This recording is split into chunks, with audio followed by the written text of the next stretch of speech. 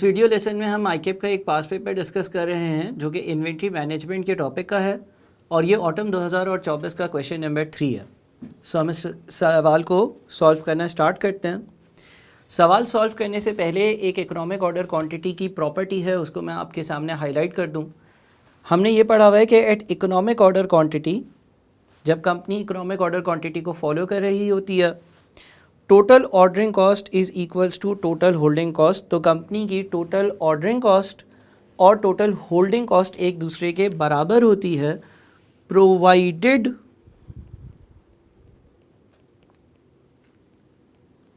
There is no buffer stock. ये शर्त है, provided there is no buffer stock, यानी कि कोई बफर स्टॉक ना हो उस केस में। अच्छा, अब हम सवाल पढ़ते हैं। लिखा हुआ है companies main raw material has an annual consumption of 960,000 units. The company issues orders using the economic order quantity EOQ of 80,000, यानी कि हमें एनुअल डिमांड या एनुअल कंजम्पशन बता दी, ये रॉ मटेरियल है। सो वो 960,000 यूनिट्स है। हमें current EOQ economic order quantity बता दी जो कि 80,000 है। The associated annual holding costs amount to ₹30 per unit, और अभी जो आपकी holding cost per unit per annum है वो है 30। विद डिटेल्स एज फॉलोज, और इसकी डिटेल्स है कि इसमें इंश्योरेंस है कॉस्ट का 2% और 2% ऑफ कॉस्ट के हिसाब से, यानी कि जो भी इन्वेंट्री के एक यूनिट की कॉस्ट होगी उसका 2% इसने लिया होगा और वो इंश्योरेंस की कॉस्ट बन गई। वेयर हाउसिंग की कॉस्ट है बेस्ड ऑन स्पेस ऑक्यूपाइड। जितनी जगह ज़्यादा वेयर हाउस में मैं इन्वेंट्री रखूँगा, जितनी ज़्यादा उतनी ज़्यादा वेयर हाउसिंग की कॉस्ट होगी। अच्छा, यहाँ पर ये जो वेयर हाउसिंग की कॉस्ट है, इसके लिए ज़रा इस बात को आप लोग समझ लें कि ये जो बेस्ड ऑन स्पेस ऑक्यूपाइड है, बहुत सारे क्वेश्चंस में वेयर हाउस की कॉस्ट फिक्स्ड हो सकती है, बट यहाँ पर वेयर हाउस की कॉस्ट क्या है, वेरिएबल है। बहुत सारे क्वेश्चंस में वेयर हाउस की जो कॉस्ट है वो एक फिक्स्ड कॉस्ट हो सकती है, बट यहाँ पर वेयर हाउस की कॉस्ट क्या है, वेरिएबल है। रेलेवेंट कॉस्टिंग और डिसीजन मेकिंग के टॉपिक में आप ये चीज़ डिस्कस करेंगे कि जब मैं इकोनॉमिक ऑर्डर क्वांटिटी यूज़ करता हूँ तो मैं जितनी भी वेरिएबल कॉस्ट्स हैं उनको होल्डिंग कॉस्ट में शामिल करता हूँ। जो मेरी फ़िक्स कॉस्ट होती है वो मेरे लिए रेलेवेंट नहीं होती है, बिकॉज फ़िक्स कॉस्ट तो वो कॉस्ट है जो मुझे हर लिहाज से पे करनी है। बट यहाँ पर क्योंकि लिखा हुआ है बेस्ड ऑन स्पेस ऑक्यूपाइड, तो इसका मतलब ये एक वेरिएबल ख़र्चा है। जितनी ज़्यादा स्पेस ऑक्यूपाई होती है उतना ज़्यादा ये ख़र्चा इनकर हो रहा होता है।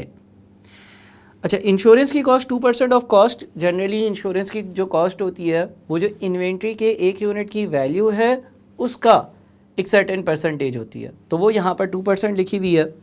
अगर आप चाहें तो आप जो है वो इन्वेंट्री के एक यूनिट की वैल्यू भी ढूंढ सकते हैं।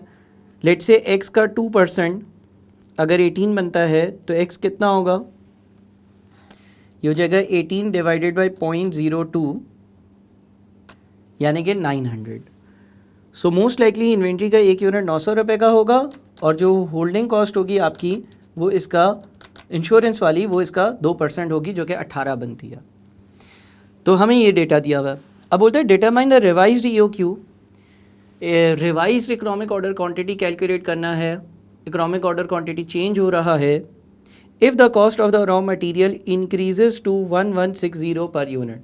अगर रॉ मटेरियल का जो पर यूनिट अमाउंट है वो चेंज हो जाए, यानी कि जो परचेज प्राइस है वो चेंज हो जाए। अभी परचेज प्राइस कितनी है, हमने यहाँ पर रिवर्स वर्किंग से ढूंढा कि अभी जो परचेज प्राइस है वो 900 है। अब वो ये कहता है कि अगर परचेज प्राइस 1160 हो जाए तो इकोनॉमिक ऑर्डर क्वांटिटी जो कि 80,000 है अभी, वो कहाँ चला जाएगा, कितना इंक्रीज़ हो जाएगा, कितना डिक्रीज़ हो जाएगा, कितने से चेंज हो जाएगा, ये आपसे सवाल करा जा रहा है।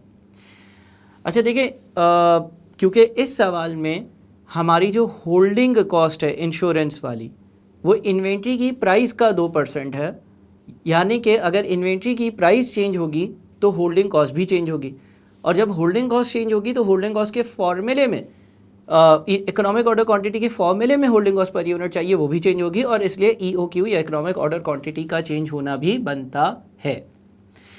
सो सबसे पहले मैं अगर इकोनॉमिक ऑर्डर क्वांटिटी का फॉर्मूला लिख दूं जो इसने मुझे मांगा है, तो वो है EOQ या economic order quantity is equals to 2 into cost of ordering per order into demand divided by holding cost per unit per annum.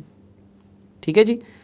अच्छा, अब यहाँ पर मेरे पास एनुअल डिमांड तो मुझे मालूम है 2 मल्टीप्लाइड बाई थोड़ा सा स्पेस छोड़कर एनुअल डिमांड कितनी है 960,000। तो एक तो मुझे कॉस्ट ऑफ ऑर्डरिंग नहीं मालूम, इस फॉर्मूले में cost of ordering per order आती है। दूसरा होल्डिंग कॉस्ट पर यूनिट जो है ना वो भी नहीं मालूम। अच्छा, होल्डिंग कॉस्ट पर यूनिट मैं कैलकुलेट कर लेता हूँ नई वाली, और वो इस तरह से कैलकुलेट करता हूँ, मैं यहाँ पर लिख देता हूँ holding cost per unit revised.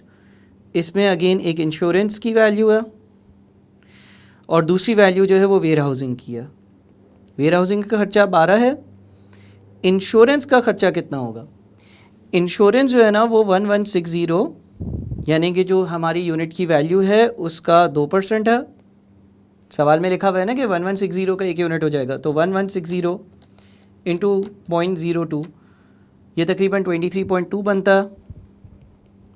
इन दोनों को अगर हम ऐड कर देते हैं तो 23.2 प्लस 12 ये बन जाता है आपका 35.2। तो एक और वैल्यू हमारे पास यहाँ पर आ गई, ये 35.2 है। अब हमें जो वैल्यू चाहिए वो है हमारी ऑर्डरिंग कॉस्ट पर ऑर्डर की वैल्यू। अब ये कैसे ढूंढेंगे? हमें ये वाली प्रॉपर्टी याद है कि अगर कंपनी इकोनॉमिक ऑर्डर क्वांटिटी पर काम कर रही है तो कंपनी की टोटल ऑर्डरिंग कॉस्ट और कंपनी की टोटल होल्डिंग कॉस्ट एक दूसरे के बराबर होगी। सो हम करंट हालात में अपनी अगर ऑर्डरिंग कॉस्ट पर ऑर्डर ढूंढना चाहें, हमें ये पता है कि total ordering cost is equals to number of orders multiplied by ordering cost per order. ठीक है, तो टोटल ऑर्डरिंग कॉस्ट हमें मालूम कर लेते हैं अगर किसी तरह से, और नंबर ऑफ़ ऑर्डर्स किसी तरह से मालूम कर लें तो हमारे पास ऑर्डरिंग कॉस्ट पर ऑर्डर आ जाएगी। अब देखिए करंटली क्या हो रहा है, करंटली कंपनी 960,000 चीज़ें पूरे साल में कंपनी को चाहिए होती है और एक वक्त पर 80,000 चीज़ें मंगवाती हैं। तो नंबर ऑफ़ ऑर्डर्स हम मालूम कर सकते हैं कैसे? अगर पूरे साल में 960,000 चीज़ें चाहिए और एक वक्त पर 80,000 चीज़ें आती हैं, तो कितनी बार साल में ऑर्डर प्लेस करता हूँ मैं? 12 बार ऑर्डर्स प्लेस करता हूँ। 12 is my number of orders. मैं 12 बार ऑर्डर प्लेस करता हूँ चीज़ें मंगवाने के लिए। तो ये वैल्यू आ गई हमारे पास।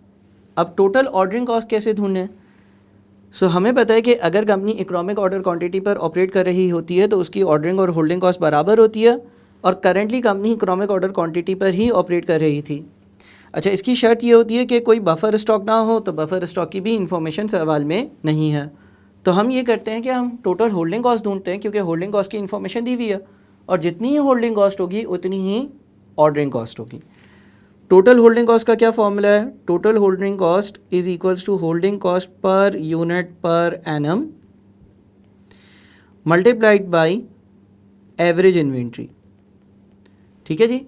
और एवरेज इन्वेंट्री कैसे आती है? Average inventory is order size divided by 2, order size divided by 2 plus buffer stock.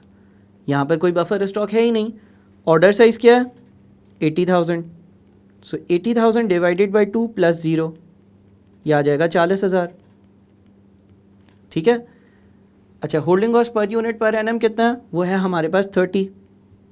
So 30 into 40,000 करते हैं,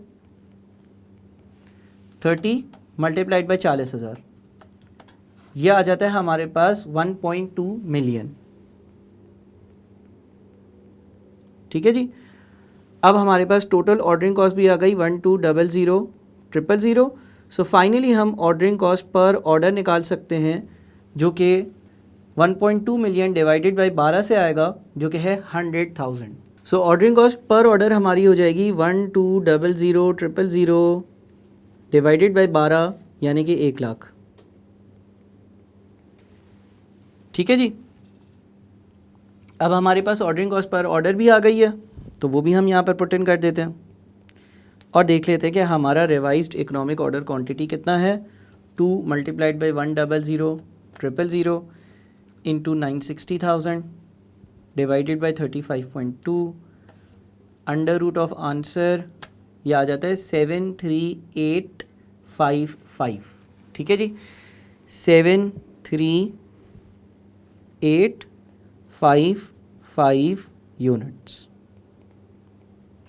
ठीक है जनाब, तो यहाँ पर ये सवाल ख़त्म होता है और इंशाल्लाह आने वाली वीडियोस में मज़ीद प्रैक्टिस करेंगे। काइंडली इस सवाल को अच्छे से प्रैक्टिस करें, समझें और कॉपी करें।